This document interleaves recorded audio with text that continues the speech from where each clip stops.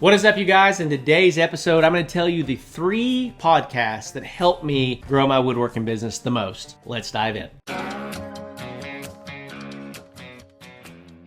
All right, welcome back to the channel. Welcome back to the podcast. If you're listening to this on the Handmade Business Secrets podcast, super grateful that you're here as always. And in this episode, I want to walk you through the 3 podcasts that really helped me take my woodworking business from $0 to $70,000 a month.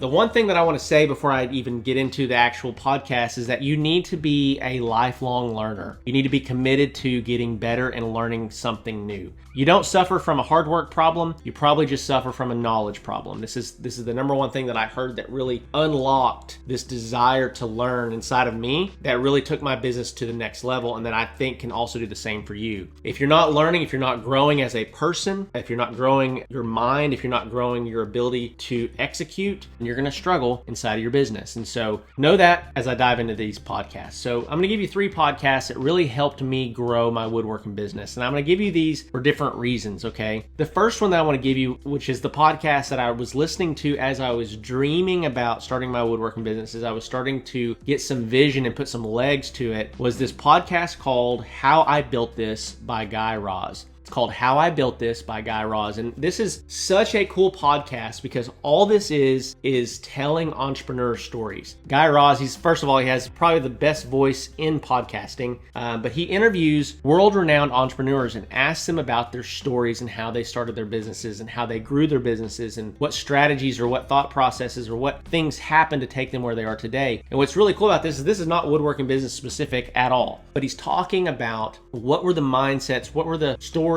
and how did you navigate the challenging times when you're trying to grow your business. So something to know is that you're going to have hard times. If you've never had a business before, but you're wanting to grow a woodworking business, you are probably completely oblivious to the challenges that are in front of you. And honestly, that's a good thing, because if you knew how hard it would be at times, you probably wouldn't do it. But if you're committed to it, if you're ready to take the leap and grow the business, then this is going to be a great podcast to lean in, be inspired by some of the stories of some of these incredible entrepreneurs that are worth millions or even billions of dollars today. And so that podcast changed my life and really set me up to go for it and to believe that I could do it. And so that's number 1. Number 2, this podcast, I love this podcast. And it's something that I found probably 3 to 4 years ago. I was already starting to grow my woodworking business. And this really helped me from a mentality standpoint continue to push. And it was this podcast called Real Business Owners. There used to be 2 guys that were on it, but now it's this guy, and his name's just Trevor Cowley. These guys are hard-nosed, blue-collar guys. They're get-it-done kind of guys. And they keep you focused. Like if you listen to one of these podcasts once a week, they keep you inspired, keep you focused on the goal.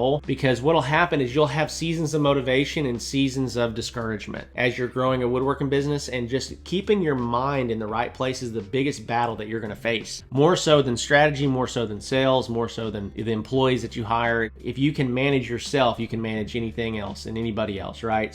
But this podcast really played a huge part in my development and my growth. And so again, they interview other entrepreneurs and kind of get their stories, but they also talk a lot about business principles as well inside of this podcast. So be sure to check that out. And the last one I absolutely love. As soon as I start talking about it, you're going to know immediately who it is. But it's a podcast called The Game by Alex Hormozi. Alex Hormozi is kind of the face of marketing and sales and business development right now in our online space and in the world. He's the co-owner of school.com. You know, he's got giant muscles and a huge beard, right? So he's kind of got it all going for him. But this podcast was instrumental in helping me see business differently. I will say this about Alex Hormozi. He brings a lot of wisdom to the business space. Really gives you tactical strategy on how to grow your business. And I absolutely have binged most of his content, whether that be the books that he's written or the podcast episodes or the YouTube videos that he's created, because I have found so much value in them. In fact,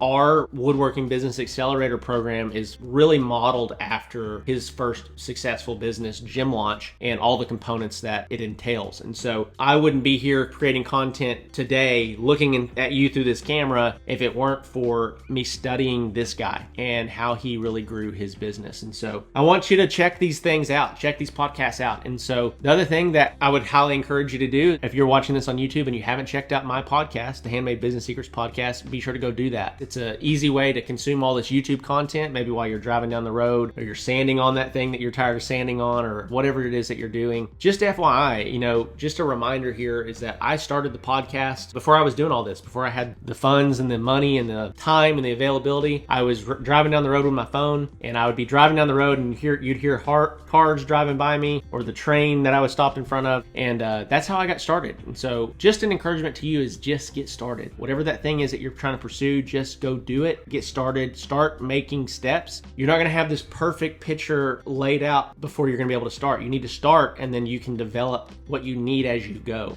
Very rarely are you going to have all the answers figured out before you jump off the cliff, before you take the leap. So I encourage you, if you're trying to start a woodworking business, if you're trying to get started, if you're in the beginning stages of your business, check these things out, but just keep moving forward. Just keep taking the steps that are necessary, keep growing, and identify your biggest challenges and start attacking those things. So if it's, I'm not getting enough leads, you need to figure out how to get more leads. If you're trying to figure out how to sell more, watch some sales training. Watch some of these guys here on YouTube that can give you sales scripts and help you figure stuff out. But there are so many resources that can equip you to do what you're trying to do. And so it's foolish just to stay stuck in the same place and not get better just because you're not willing to learn. So with that being said, if you are new, if you are trying to get started and you're looking for some great resources, be sure to check out the Handmade Business Secrets ebook. This is a free ebook that I wrote. It's about 100 pages long. It's the first link in the description below, and you can go and download that book and read it completely for free, no strings attached. And it just really tells my story of how I got started, how I scaled, and how you can do the exact same thing. And some of the epiphany moments that I had along the way that unlocked the next phase of growth for me. With that being said, guys, love and appreciate you as always, and I'll see you in the next one.